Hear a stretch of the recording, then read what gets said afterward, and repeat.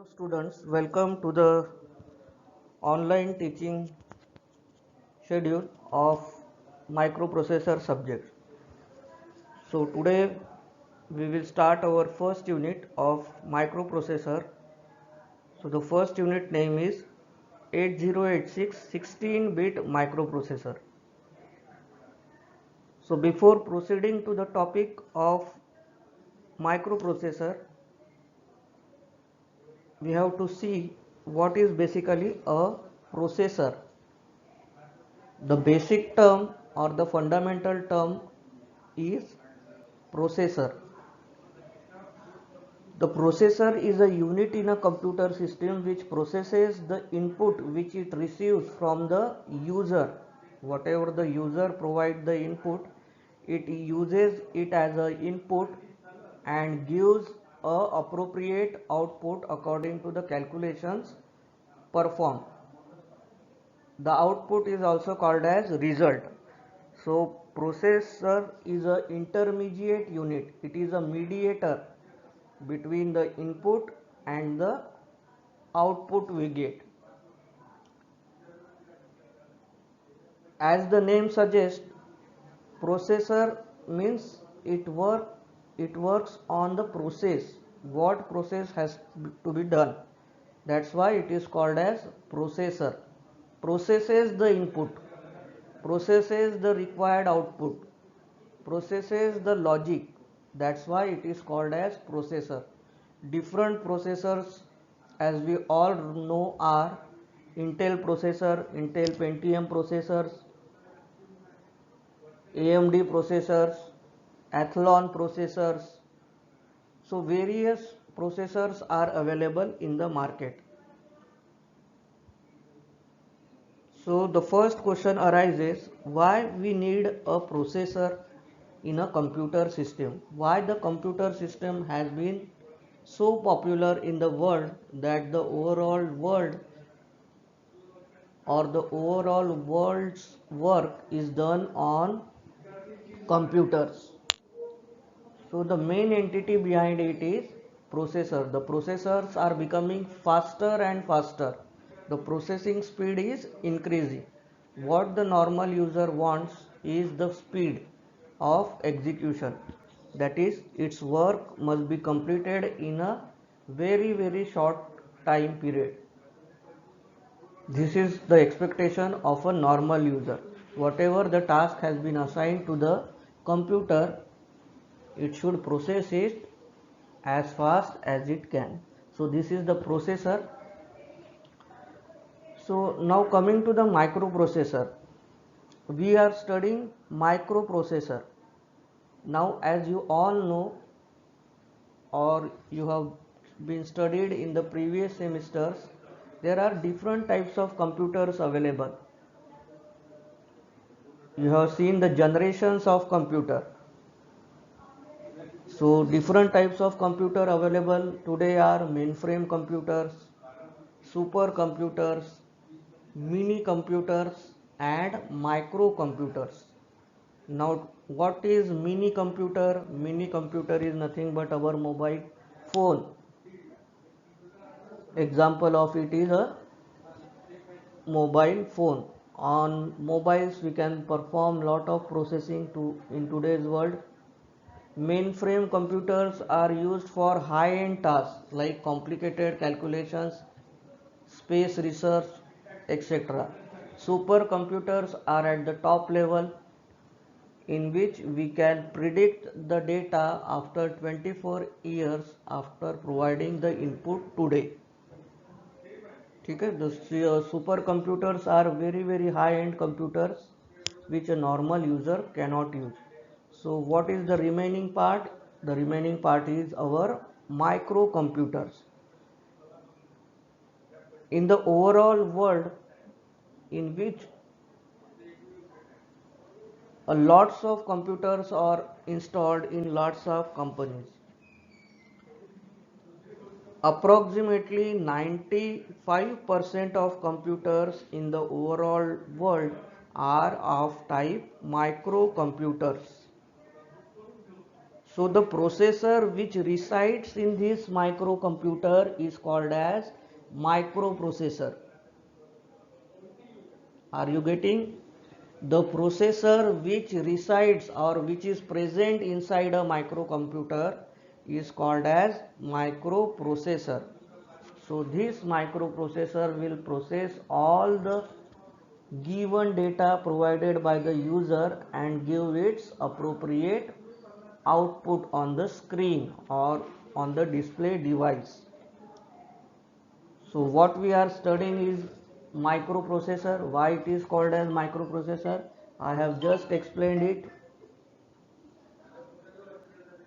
So coming to microprocessor, the first microprocessor evolved was 8080 microprocessor.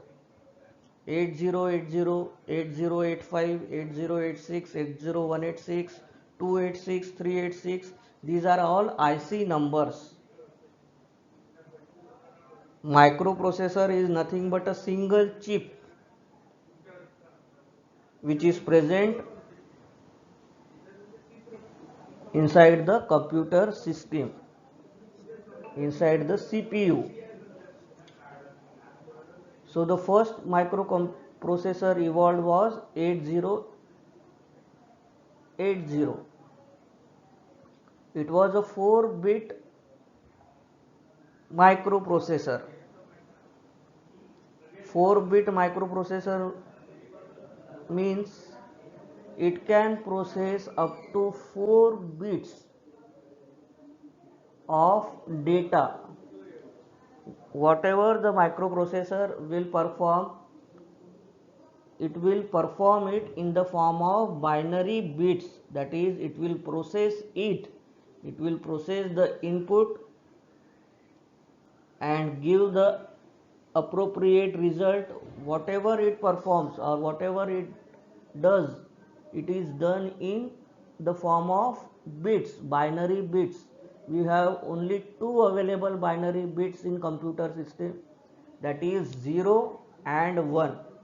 So the language understood by microprocessor is only one, that is our machine language or the language of zeros and ones. So when we come to 4-bit microprocessor, it can accept 4 bit of binary, process it and give the required output of 4 bit. After 8080, next microprocessor evolved, that was 8085 microprocessor, which is also called as basic microprocessor. The popularity of computer systems has been tremendously increased with the evolvement of 8085 microprocessor.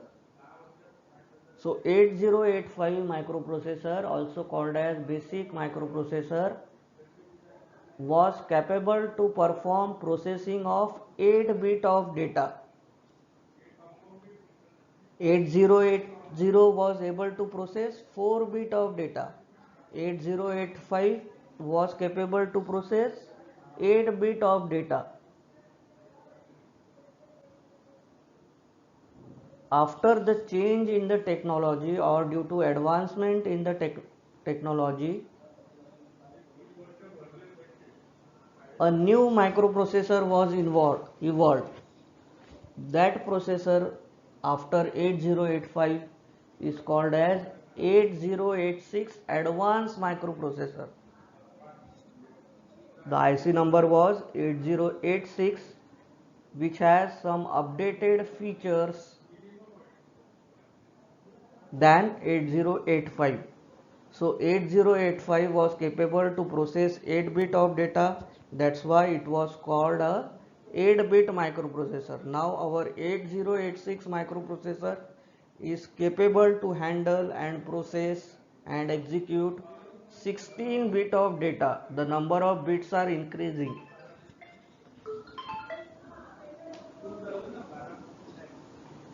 So this microprocessor we have to study, that is our 8086 is a IC number and it processes 16 bit of data. So it is a 16-bit microprocessor.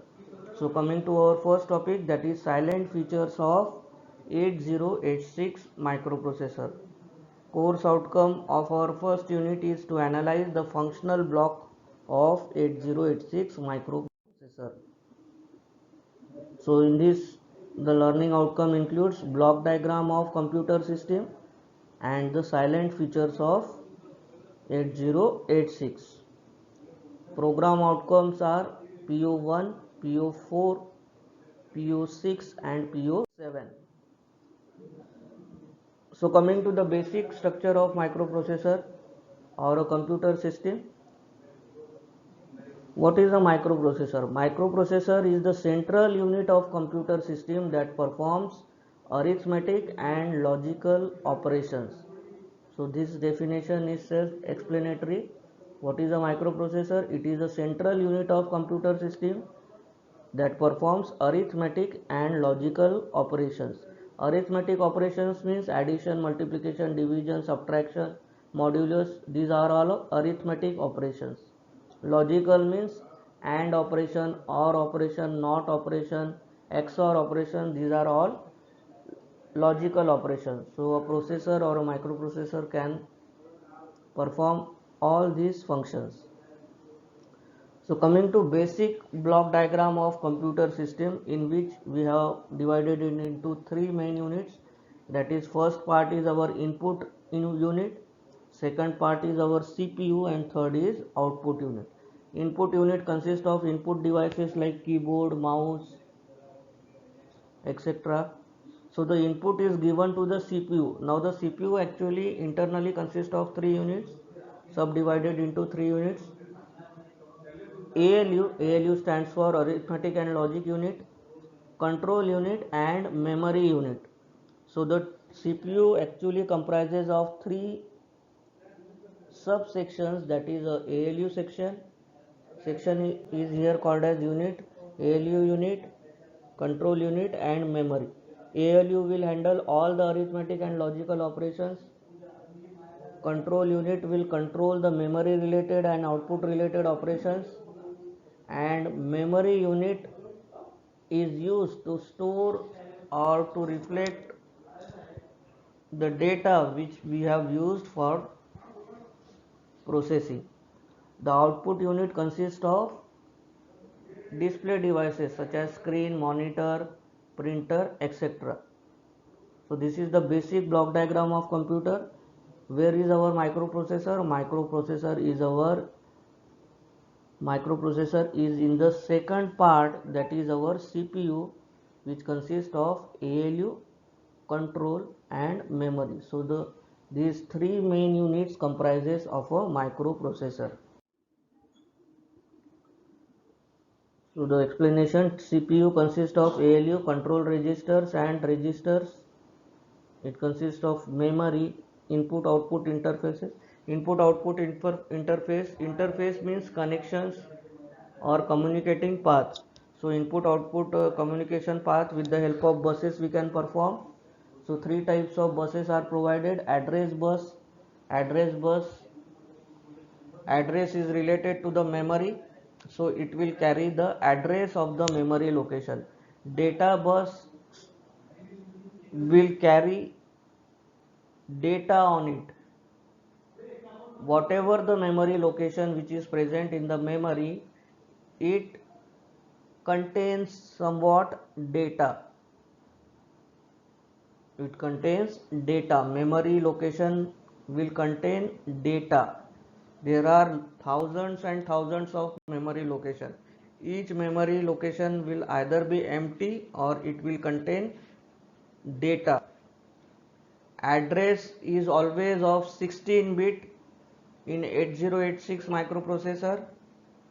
Memory address will be of 16 binary bits, and the data inside that memory location will be always of 8 binary bits. So the memory location has 16-bit address and 8-bit data. And control bus, third type of bus, which generates the control signal to perform memory and input output related operations, and also to synchronize the different operations which are being performed. The main function of the ALU is to perform arithmetic and logical operations. Input is used to give the data, output is used to display the data, memory is used for storing, and control unit synchronizes the operation of ALU with input, output and memory. So coming to the main part, that is our silent features. 8086 is a 16-bit microprocessor, that is it can process 16 bit of binary data at a time. Therefore it is called as 16-bit microprocessor. It contains 20 address lines. Address lines are 20. Data lines are 16. Address lines are 20, that means the memory address of 8086 memory ID is of 20 bits. Data lines are 16, that is each memory location will contain 16 bit of data. Register size will be of 16 bit. It operates in two modes, minimum mode and maximum mode. It supports multi-programming. Multi-programming support is being provided in 8086. This was not available in 8085. It supports pipelining. This concept we will see in detail in the incoming lectures. Segmentation of memory is implemented. Memory is a large block of memory locations, collection of memory locations. So if we want only a small part of memory for our required program, so we can divide it into according to our need. At that time we perform segmentation, means dividation of memory is done. That concept is called as memory segmentation. So we will divide the memory into different small segments which will hold different type of data. It provides 14 16-bit registers. So these are the silent features or the features of a very important question. It is a 16-bit microprocessor. It has 20 address line. Data lines are 16. It operates in two modes, minimum and maximum. Register size is 16, that is each register can hold 16 bit of data. Register is used as a temporary buffer or a temporary storage. So each register can store 16 bit of data. Total registers are 14. It supports multi-programming. Pipelining and memory segmentation is implemented. The last point is it requires single +4 power supply. It has multiplexed address and data bus, which reduces the number of pins needed.